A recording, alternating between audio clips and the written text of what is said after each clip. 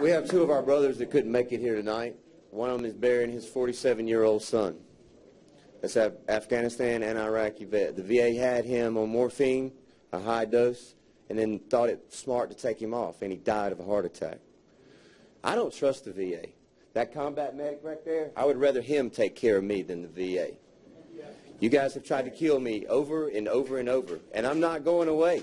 And I'm not like some of these old-timers here. I've got a long battle with you guys.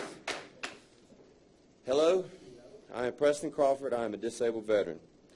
I am a retired Federal Air Marshal, former Green Beret, Army Ranger, Naval's Gunner's Mate, and police detective. I have spent my whole life in service to my people. I am founder of a veterans nonprofit, WAR, Warriors in Recovery, and Arizona Director for Honor and Remember the Flag for the Fallen. I am a huge veterans advocate, and I understand that the fight is not over. Once we get home, it has just begun. A year ago today, I was homeless with half a tank of gas and $35 in my pocket. I had been kicked out of my house by the Gilbert Police Department on order of protection filled with lies from a woman I was not legally married to who wasn't a resident of Arizona. I lost everything I had worked for in my life in the blink of an eye. I left with nothing but the clothes on my back. I lived in the desert until I received a phone call from my mother. I was flown to South Carolina where I started gathering evidence.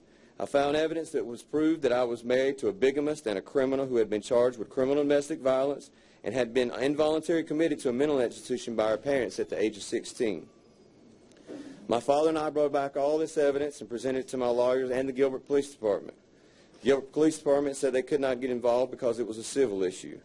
My name was forged on documents, and she was selling my guns and my savings. It didn't make sense that the police would leave her in possession of firearms when she cannot legally possess one. I was told by my lawyers that they could do nothing because it was a criminal offense, and the police said it was civil. I was in a state of limbo.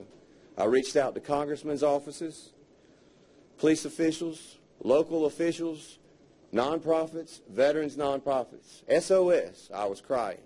No one come, nobody. Evidence went missing from one court to the other. My Second and Fourth Amendment rights were violated. My lawyers were telling me that they could not be constitutional lawyers, which I thought every lawyer was a constitutional lawyer. Congressmen and state senators were not willing to get involved. This woman was breaking the order of protection by stalking me and one time showing up at my new residence where she found out where I lived with the police escorting her. I reached out for veterans and nonprofit groups again and for legal and financial assistance.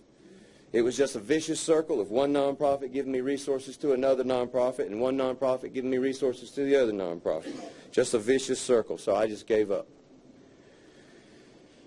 I came to the VA Phoenix during this time period and was told it was going to take 6 months for a therapy appointment, and they could give me nothing for the depression or the anxiety for this period. That's funny. They filled me with pills for a long time until I needed them. The court system drained me mentally, physically, and financially. I just gave up.